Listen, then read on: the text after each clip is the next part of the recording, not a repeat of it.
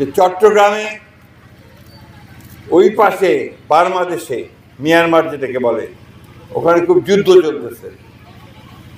চলতেছে বলে একটা আরাকান আর্মি, আরাকান একটা দেশ, তার একটা সেনাবাহিনী তৈরি করছে, তারা স্বাধীন হবে। ওই বার্মার বিরুদ্ধে তারা যুদ্ধ করতেছে। তো এই আরাকান আর্মিটা এমন একটা জায়গায় যে আমাদের পার্বত্য চট্টগ্রাম, আপনার চট্টগ্রামের পাশ দিয়ে লাইন ধরে আছে। আর আমাদের দেশে তো আপনারা জানেন যে ওইখান থেকে রোহিঙ্গা ভাইরা আসছে, প্রায় 10 লক্ষর উপরে রোহিঙ্গা আমাদের দেশে প্রায় 10 বছর ধরে আছে। বার্মা থেকে তাদেরকে তাড়াই দিয়েছে, তারা আমাদের দেশে আছে। আমাদের গত সরকার, আওয়ামী লীগ সরকার ওদেরকে দেশে ফেরানোর জন্য কোনো চেষ্টা করে নাই। ওদেরকে দেশে ফেরানোর জন্য যে আন্তর্জাতিক চেষ্টাটা করা দরকার, সেই চেষ্টাটা করে নাই। তো আজকে একটা খবর দেখে আমি একটু চিন্তিত হলাম। ওই খবরটা দেখলাম যে বাংলাদেশের যে উপদেষ্টা, আপনার বৈদেশিক উপদেষ্টা তহিদ সাহেব, তিনি বলছেন যে আরাকানদের সঙ্গে যোগাযোগের জন্য আমরা একটা হিউম্যানিটেরিয়ান প্যাসেজ, মানবিক একটা প্যাসেজ আমরা আরাকানে দিচ্ছি। আপনার খুব কঠিন কথাটা বোঝানো মুশকিল হচ্ছে আমার।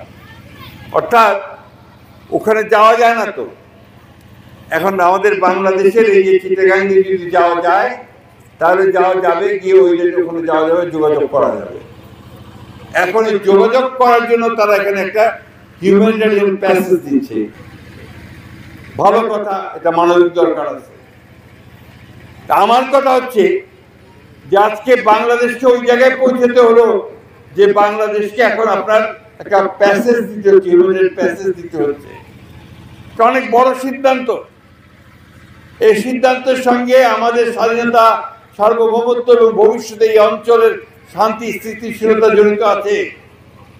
সরকারের উচিত ছিল, দায়িত্ব ছিল এই বিষয়টা নিয়ে সমস্ত রাজনৈতিক দলগুলোর সঙ্গে কথা বলা। এইটা কথা না বলে তারা এককভাবে সিদ্ধান্ত নিয়ে আজকে এই হিউম্যানিটেরিয়ান প্যাসেজ বলে তারা জায়গা দিচ্ছে। আমাদের মানুষকে সাহায্য করার ব্যাপারে কোনো আপত্তি নাই। জাতিসংঘ উদ্যোগ নিয়ে তাকে সাহায্য করাতে আমাদের আপত্তি নাই। এটা হতে হবে সমস্ত মানুষের সমর্থনে। আমরা আরেকটা গাজায় পরিণত হতে চাই না, আমরা আরেকটা যুদ্ধের মধ্যে জড়াতে চাই না। আমাদের এখানে এসে আরো কেউ গোলমাল করুক, সেটাও আমরা চাই না। একে তো রোহিঙ্গাকে নিয়ে আমরা বড় সমস্যায় আছি, তারপরে এই প্যাসেজ দেওয়াতে যে আবার কোনো বড় সমস্যার সৃষ্টি হয়, সেগুলো আলোচনা করে ব্যবস্থা নিয়ে তারপরে এটাতে যাওয়া উচিত ছিল বলে আমরা মনে করি।